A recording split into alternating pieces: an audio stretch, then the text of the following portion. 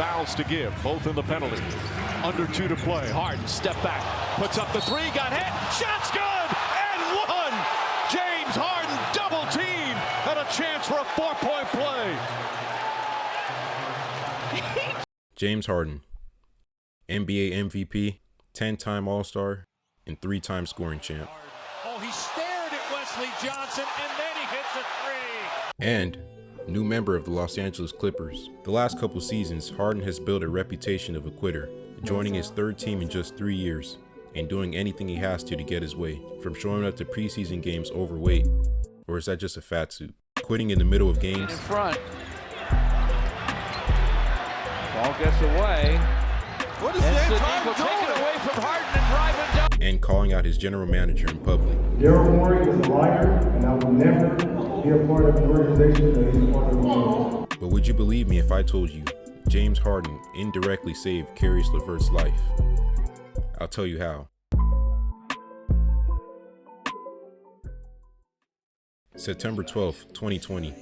Fresh off their defeat in the bubble, the Houston Rockets entered a short offseason where they would be back to square one on their quest to a championship. After trading Chris Paul for Russell Westbrook the season prior, both Harden and Westbrook reportedly no longer wanted to play together. Many speculated that Harden had played his final game for the Rockets, but reports would come out on November 11th that Harden was still committed to play for the team. But this commitment only lasted for 4 days. On November 15th, Harden let it be known that he wanted to be traded to the Brooklyn Nets to play with Kyrie Irving and former teammate Kevin Durant. If he couldn't be traded to Brooklyn, he was open to be traded to the Philadelphia 76ers or other championship contenders. Harden wanted out of Houston so bad, he turned down the league's first ever $50 million contract extension from the Rockets to better his chances of being traded. Despite turning down the contract extension, the Rockets made it clear that they intended on keeping Harden and Westbrook into the season.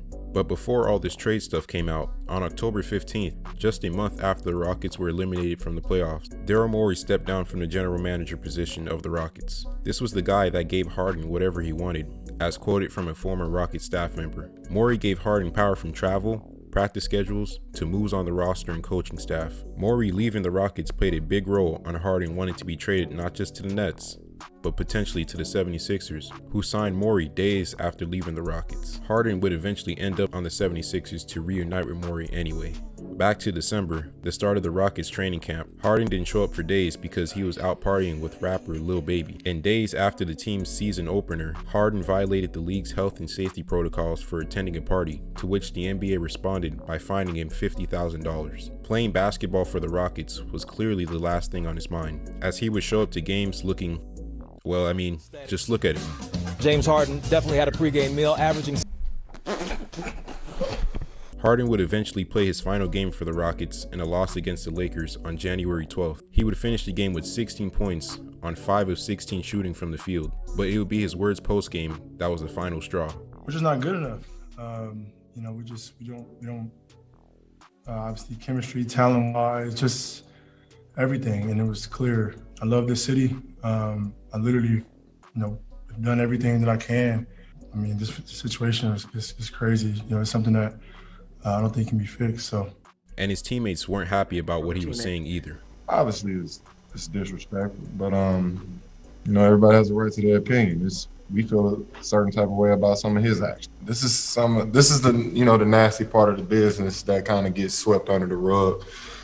You deal with these. Then the very next day, it would happen. Sage, when James Harden talked last night after the game, he knew that conversations were escalating with both the Brooklyn Nets and the Philadelphia 76ers. Both teams, that he had great interest in joining and leaving Houston for. James Harden traded to the Brooklyn Nets as a part of a 4-team trade. Jared Allen and Taurean Prince were sent to the Cleveland Cavaliers. The Rockets originally acquired Caris LeVert from Brooklyn, but they traded him to the Indiana Pacers. So the Rockets ended up getting Victor Oladipo from Indiana, along with 2 more players and multiple draft picks and swaps. And the Pacers acquired a 2nd-round pick and Caris LeVert. In order for a player to officially join a new team, they must pass a physical exam, unless their team agrees to waiver the requirement. In LeVert's case, everything was done but his physical exam before joining the team on a road trip in Los Angeles.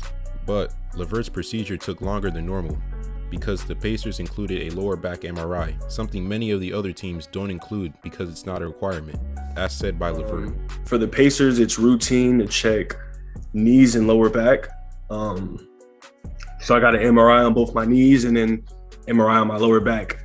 But not every team does that. So that's what's crazy about it. So I'm not sure if the Rockets do that. So originally I was traded to Houston, and obviously Houston traded me to Indiana. I'm not sure if I would have stayed in Houston had they have found that, because not every team is required to, you know what I'm saying, check your lower back or check your knees or everything like that. That's when the doctors noticed that Levert had a tumor on his left kidney. A Pacers team physician who Levert had never met would break the news to him, telling, like, I just want to let you know you're going to be traveling with the team today. We found something in your MRI. And he told me, he was like, you know, you have a tumor on your left kidney.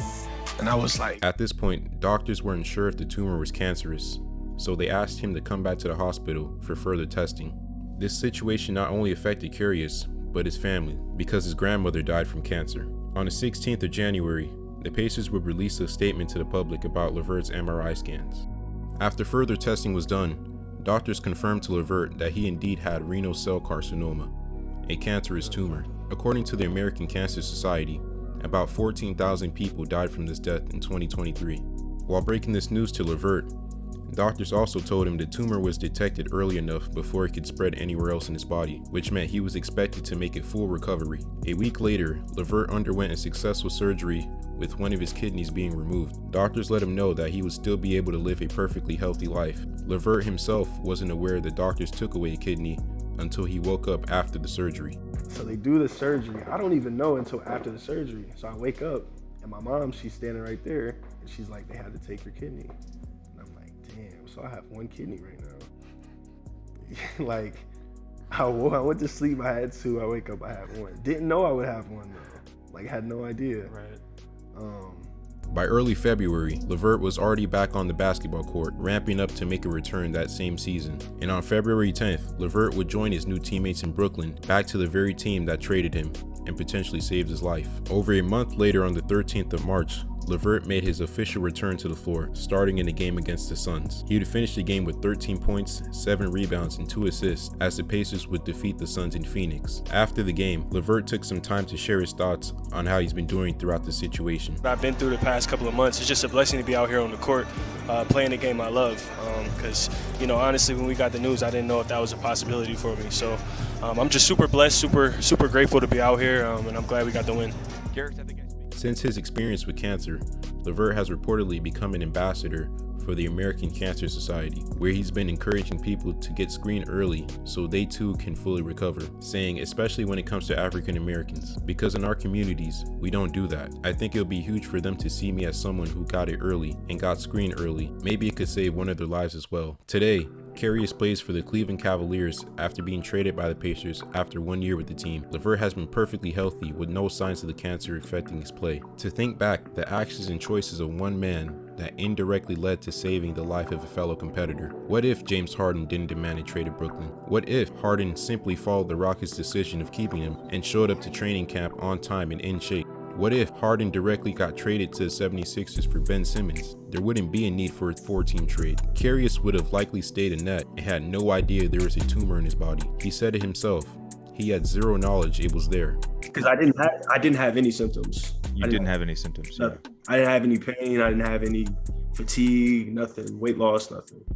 Being traded in the NBA is hard. You have to find a new home, be acquainted with new people, and establish a new routine. But in the case of Karius Levert, James Harden demanding a trade and doing anything to get traded might have been the best thing to happen in his career and life.